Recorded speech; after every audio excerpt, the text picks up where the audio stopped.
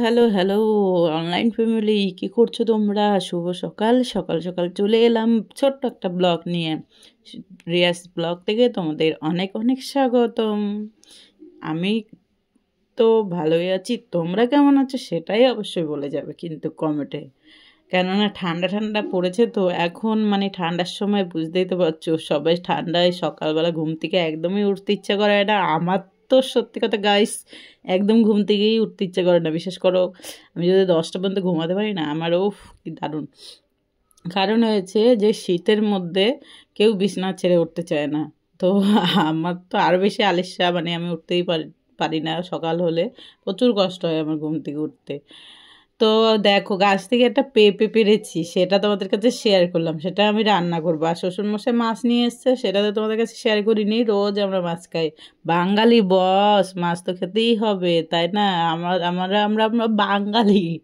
আমাদের বাঙালি ছাড়া এমনি সবাই এমনি তো অন্য কেউ মাছ খায় না। বেশিরভাগটা বাঙালিরাই বেশিরভাগটা মাছ খায়। যারা যারা বাঙালি অবশ্যই কমেন্ট করে বলবে। তো আমি দেখো গাইস তোমাদের কি বলবো বলে দুঃখের বিষয়। আমি একটা কারণ হয়েছে কি বলো তো, মেয়েদের জীবন বলো সারাদিন কাজ করতে করতেই জীবনটা কেটে যায়। মেয়েদের বিয়ে করে শ্বশুরবাড়ি আসার পরে সবার কথা শুনে গুছিয়ে মানতে হয়, শুনতে হয়। না শুনলেই বলবে এই বউটা ভালো নয়। সবাই সব কিছু বললে সেটা শুনতে হবে। মুখে মুখে কথা বলা যাবে না। কথা বললেই বলবে মেয়েটা একদমই চোপাবান। কারণ হয়েছে এটা তো নিজের মেয়ে নয়, পরের মেয়ে। তো নিজের মেয়ে হলে তো কতটা আদর করতো, আদর করে, কতটা ভালোবাসে। নিজের মেয়ের যদি জ্বর হয় তাকে বলবে মা তুমি শুয়ে থাকো, উঠবে না, তোমার শরীর খারাপ, ঠান্ডা লেগে যাবে। আর পরের মেয়ে যদি জ্বর হয় তাহলে তাকে বলবে ঘুমিয়ে আছে মহারানী বেলা 10টা পর্যন্ত, কাজ কাম নেই। কারণ সে তো পরেরই মেয়ে না, তার প্রতি কোনো মায়া আসবে কোথার থেকে? তো আমি সেটাই আজকে মানে বুঝতে পারছি যে আমাদের সেটাই বুঝতে পারছি, তোমরাও তো বুঝতে পারছো মেয়ে যারা আছো তারা তাদের জীবনটা কেমন করে চলে। অনেক দিন অনেক অনেক সময় আছে দেখবে স্বামীর কথা শুনতে হয়। স্বামী যদি ভালো হয় সবারই কথা মেনে নেওয়া যায়, স্বামী যদি না ভালো হয় কখনোই কারো কথা মেনে নেওয়া যায় না। তো সেই কপালটা কি আর আমাদের আছে বলো? ভালো কিছু আমাদের জন্য অপেক্ষা করছে সেটা আমরা ভালো কিছু পাবো বা কিছু আশা করছি, সেটা আমাদের মেয়েদের পক্ষে কোনোদিনও ভালো কিছু হতে পারে না, আর হয় না। কখনো কখনো হয়, কখনো কখনো হয় না। তো আর কি করার আছে, জীবনটা তো এরকমভাবেই চলতে হয়, এরকমভাবেই চলে যাবে, আর কিছু করার নেই। আমাদের জীবন, মেয়ে হয়ে এসছি বস, কি করব আর, জীবনটা তো দুঃখে কষ্টে ভরিয়ে গেল।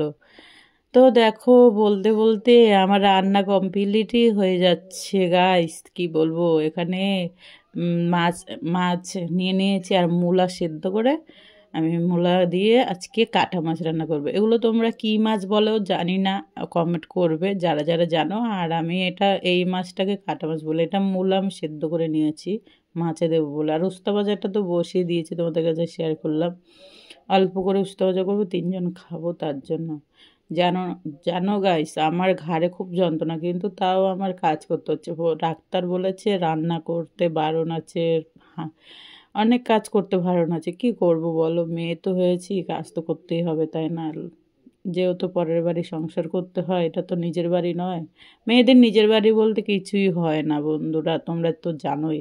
যে কোনো মেয়ে বলো, সবাই যারা যারাই ব্লগটা দেখবে দেখে যদি আমার কথা তোমাদের মনে লাগে কিংবা তোমরা বুঝতে পারো মেয়েদের বলছি, তাহলে তোমরা অবশ্যই কমেন্ট করে বলবে। মেয়েদের নিজের বাড়ি কখনোই হয় না। যদি একটু ঝগড়া লাগে বলবে বাড়ির থেকে বেরিয়ে যাও, আমার বাড়িতে থাকতে পারবে না। তো তার জন্যই বলছি বাপের বাড়িতেও কখনো জায়গা হয় না। কারণ বাপের বাড়ি গিয়ে বলবে তোমাকে বিয়ে দিয়েছি, তুমি এখন পরের বাড়ির বউ, তুমি এখন আসবে না। 2 দিন বেড়াতে আসবে, 3 দিনের দিন আসবে না, আর থাকতে পারবে না। ভালো সময় আসবে, খারাপ সময় আসবে না। এটাই হচ্ছে বাপের বাড়ির কথা। আর শ্বশুর বাড়ির কথা তো একটাই, বাড়ির থেকে বেরিয়ে যাও, ঝামেলা লাগলেই বলবে। কি করব আর বলো, আমাদের মেয়েদের জীবনটা এরকমই কাটাতে হবে। বাড়ি বলতে কোনো জিনিসই নেই আমাদের, নিজের ক্ষমতা বলতে কোনো জিনিসই নেই, নিজের ইচ্ছা তো চলেই না বন্ধুরা, জানো না, একদমই চলে না। গাইস কি বলবো, নিজ মেয়েদের জীবনটা হয়েছে ছোট্ট কাচের মতো, যখন তখন ভেঙে যেতে পারে, তাই না? কেউ সুখ পায়, কেউ সুখ পায় না। আর কি করার আছে বলো। দেখো, তোমাদের সাথে দুঃখ প্রকাশ করতে করতে আমি ছাদে চলে আসলাম জামা প্যান্টগুলো নিয়ে। জামা প্যান্টগুলো কেচেছি অনেকগুলো। হাত দিয়ে তো আমি জামা প্যান্ট কাচতে পারি না, পা দিয়ে পাড়িয়ে পাড়িয়ে জামা প্যান্টগুলো কেচে নিয়ে এসেছি। তবুও তো কাচতে হবে বলো, কাজ তো আমাকে করতেই হবে, শরীর খারাপ হোক আর যাই হোক, প্রবলেম কে দেখবে? দেখার মতো তো আর লোক নেই। তো আমার প্রবলেম আমাকেই সলভ করতে হয়। প্রত্যেকটা প্রবলেম আমাকেই সলভ করতে হয়। দেখো, 2 বালতি জামা প্যান্ট কেচে নিয়েছি, এনে ছাদে এখন শুকাত দেবো। আজকে তেমন একটা রৌদ্র নেই, মেঘলা মেঘলা করছে, কি করব বলো। হাই রে গাইস, কি করব বলো তো।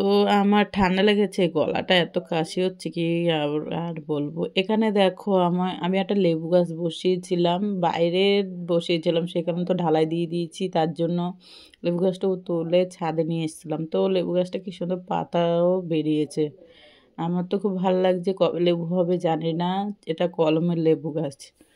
তোমরা ভিডিওটা দেখে কেউ স্কিপ করবে না, আস্তে আস্তে দেখো, সাপোর্ট করো, পাশে থেকো, এটাই তোমাদের থেকে ভালোবাসা আমি আশা করব। আর তোমরা ভালোবাসা দিলে তো আমিও ভালোবাসা দেবো অবশ্যই। তোমরা আমার পাশে থাকবে, আমি তোমাদের পাশে থাকবো, এটাই তো ভালোবাসার আগমন, তাই না? তো দেখো, এখানে তো শুকার দিয়ে দিচ্ছি, আর কি করব বলো। ছাদ পুরো ভর্তি হয়ে গেছে কাঠে, অনেকগুলো কাঠ আছে। শীতের সময় তো রান্নাই করতে পারছি না এখনো পর্যন্ত, ঠান্ডা ঠান্ডা লাগছে। তো তো আমি আর কি বলবো বলো তোমাদের কাছে। এদিকে সব শুকার দিয়ে শ্বশুরমশাই এদিকে ভাত খেতে বসে পড়েছে, আর অয়ন বাবা দেখো দুষ্টুমি করছে, ও এত মানে মই বেয়ে উপরে উঠছে। তো ভালো লাগলে ভিডিওটা লাইক কমেন্ট শেয়ার সাবস্ক্রাইব করে দিও। Bye bye.